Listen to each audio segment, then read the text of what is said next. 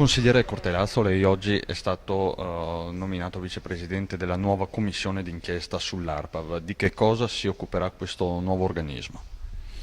Si dovrebbe occupare, anche per i contenuti previsti dal progetto di legge, di una serie di, di verifiche che sono state evidenziate nel progetto di legge e anche dall'opinione pubblica e dal rumors della politica a seguito di una ipotetica disavanzo da parte dei bilanci di ARPAV.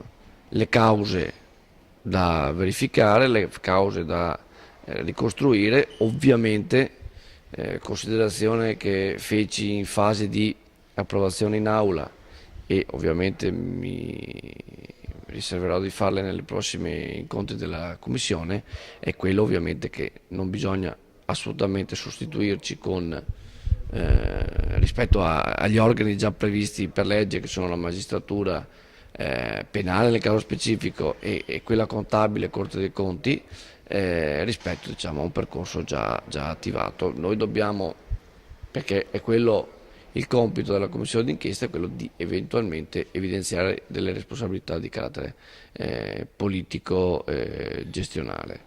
Punto. Dopo tanti anni la prima volta che viene approvata una commissione d'inchiesta.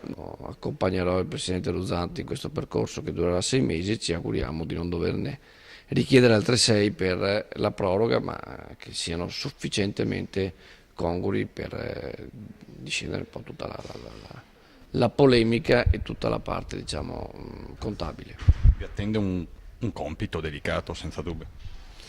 Sì, ci attende un compito delicato, ovviamente il Presidente, il sottoscritto, il segretario Finco e tutti i componenti della Commissione.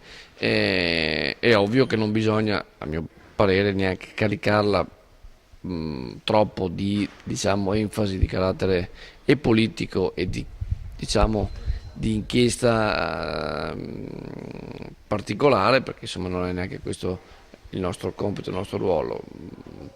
È ovvio che da qui si possono anche ricostruire tutta una serie di dinamiche che potrebbero anche essere poi di indirizzo e come faro anche per tanti altri enti che magari ogni anno siamo tenuti e costretti a risanare e ovviamente i soldi dei contribuenti veneti sono per noi e per me ovviamente sacri, per cui stiamo a vedere, speriamo che la Commissione poi produca veramente qualcosa di utile non solo nella direzione ARPA, ma nella stessa direzione del contenimento dei costi regionali.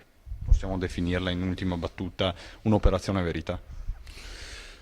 Operazione Verità, francamente non lo so perché sa meglio di me che su alcune vicende verità ce ne sono più di una. Noi cercheremo in maniera diligente, precisa e super partes di ricostruire tutta una serie di dinamiche, includendo ovviamente anche audizioni con presidenti, direttori generali, amministratori, insomma, ma sempre nello spirito non inquisitorio ma di reciproca collaborazione.